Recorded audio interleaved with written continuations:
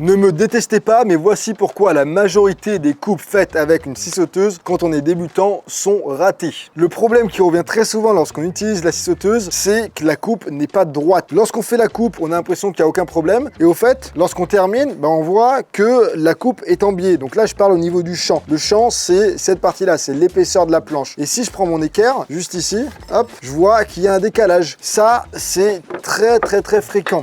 Donc si jamais vous faites une coupe et que vous voulez faire un assemblage, forcément le rendu ne sera pas propre. C'est pour ça que c'est important de respecter les quelques règles que je vais vous donner pour limiter au maximum d'abîmer l'alignement de votre lame. La première règle et la principale, c'est de laisser travailler votre outil. Le problème, donc, qui est que la lame vrille, c'est lorsqu'on vient mettre trop de pression sur l'outil. On vient forcer au niveau de la coupe, donc certes, la scie sauteuse, elle avance, mais à quel prix? Et le prix, justement, c'est que lorsqu'on force, la lame a tendance à se vriller. Règle numéro 1, et la plus importante, c'est de ralentir. Ralentir.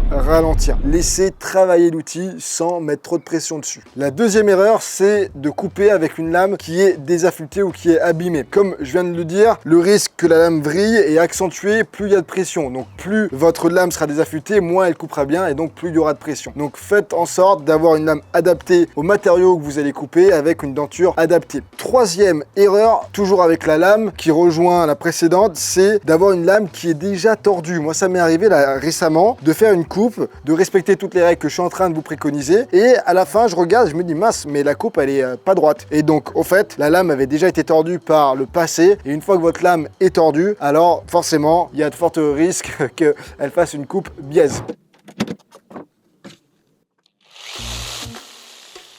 Bon l'équipe, je prends 2 minutes pour vous présenter le sponsor de cette vidéo. C'est grâce au sponsor que je peux continuer à vous faire des vidéos tuto. Il paye le cadreur et le monteur vidéo. Je prends quelques instants pour vous parler de cette station de charge. Et là, j'ai pour la première fois un modèle de chez Jackery. Ils ont vendu plus de 4 millions d'unités, ça fait 12 ans qu'ils existent. Et c'est la première fois que j'ai une de leurs stations dans les mains. Alors, le modèle là, que j'ai juste ici, c'est l'Explorer 2000.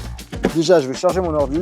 Ok, nickel, ça charge. Donc, le modèle Explorer 2000, c'est sûrement le modèle le plus petit et compact que j'ai testé, qui a une capacité de 2 kWh. Donc, ça vous permettra d'utiliser une grande majorité des appareils électroniques qu'on a l'habitude d'utiliser, que ce soit de l'outillage comme la scie sauteuse, le sujet de la vidéo, que ce soit des ordis, des portables, un aspirateur, enfin, tout ce que vous pouvez imaginer, à part si c'est vraiment quelque chose qui est hyper énergivore, vous allez pouvoir utiliser cette station de charge pour l'alimenter. Concernant la batterie, en plus de la recharge ultra rapide, elle est normée pour plus de 4000 cycles. Donc 4000 cycles, moi j'ai le temps de lui mettre la misère. Bon là, je viens de brancher cette softbox.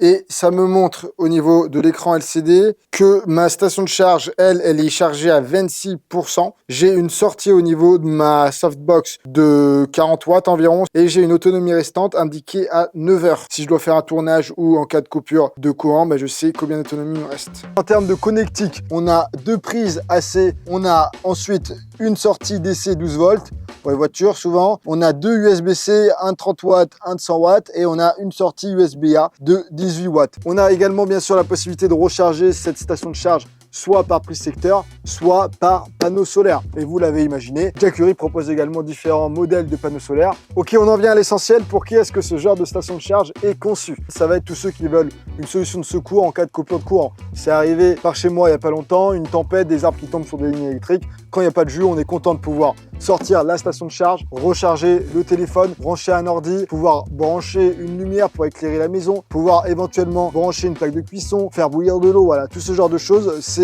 sympa quand on n'a plus de jus de voir quand même une solution de secours pour encore rester alimenté en électricité. Deuxième typologie de personnes, c'est ceux qui ont besoin de bricoler ou qui ont besoin d'avoir accès à de l'électricité dans des zones reculées. Typiquement, si je vais bricoler à l'extrémité de mon terrain et que j'ai besoin d'utiliser des outils qui ne sont pas électroportatifs, qui sont filaires, eh bien, je suis content de pouvoir prendre la station de charge avec moi et de ne pas tirer 15 rallonges de 50 mètres pour m'alimenter. Et ensuite, troisième typologie de personnes, j'y pense, c'est tous ceux qui veulent se faire un petit voyage en mode road trip, le temps d'un week-end par exemple, si vous n'avez pas forcément un camping-car qui est déjà hyper bien conçu en termes de système électrique. Là, vous prenez la station de charge, vous la mettez dans le coffre et vous avez de quoi tenir plusieurs jours pour recharger vos portables et autres appareils électroniques. Et voilà, c'est tout pour cette station de charge. J'espère que les infos données vous auront intéressé. Si vous voulez plus de renseignements, je vous mettrai le lien qui va bien comme d'hab dans la description. Et de notre côté, on retourne au sujet de la vidéo principale. Toujours dans la même optique, quatrième erreur, c'est d'avoir le plateau de la scie sauteuse qui n'est pas parfaitement incliné à 90 degrés. Sur la majorité des sauteuses, vous pouvez incliner le plateau de la scie sauteuse. Là, par exemple, sur ce modèle-là, j'ai juste à prendre ma petite clé juste ici, à déverrouiller juste là et je peux venir faire une coupe en biais à 45 degrés, par exemple, si je le souhaite. Mais le problème, si jamais, lorsque vous remettez et que vous faites un réglage, si le plateau n'est pas parfaitement à 90 degrés par rapport à votre lame, ben là, forcément,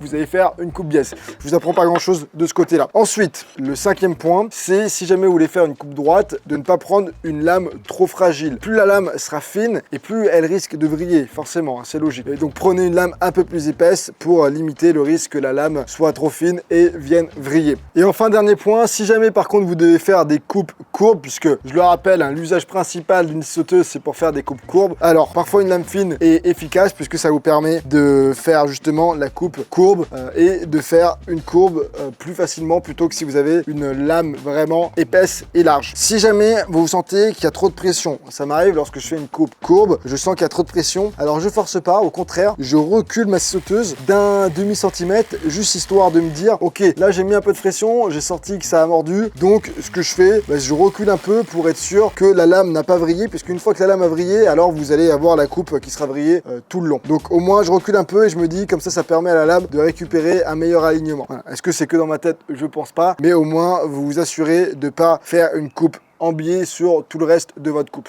Et voilà pour conclure cette vidéo très rapide. Ce qu'il faut que vous reteniez, c'est de ralentir. Si vous ralentissez, vous laissez travailler l'outil, il y a beaucoup moins de chances que la lame vrille. Ensuite, il faut que votre table soit vraiment bien réglée et également que vous ayez une lame qui soit adaptée avec une denture adaptée par rapport au matériau que vous allez couper. Déjà, en respectant ces quelques règles, vous limitez la casse. Et bien sûr, à terme, essayez d'investir dans une scie circulaire si jamais vous avez des coupes droites à faire. Et pour ceux qui veulent une vidéo plus complète où je vous parle des différentes caractéristiques qu'on retrouve sur une scie sauteuse, par exemple ce mouvement pendulaire que beaucoup de débutants ne maîtrisent pas. Donc voilà, dans une vidéo plus complète, je vous explique toutes ces caractéristiques, je vous donne des astuces également si vous avez des coupes droites à faire et on rentre dans le détail. Donc voilà, si jamais vous avez envie d'apprendre à mieux maîtriser votre outil, le lien sera dans la description juste en bas. En ce qui me concerne, comme d'hab, j'ai envie de vous dire, laissez-moi un petit commentaire si vous avez appris quelque chose avec cette vidéo, ça me fait toujours plaisir. Pour ceux qui veulent une vidéo dans laquelle je vous donne 50 astuces d'atelier et de bricolage, je vous mettrai également un lien dans la description. C'est gratuit et ça vous apportera pas mal de valeur si vous êtes débutant. Et pour le reste, prenez soin de vous, gardez la forme, gardez le sourire et à très vite pour une prochaine vidéo.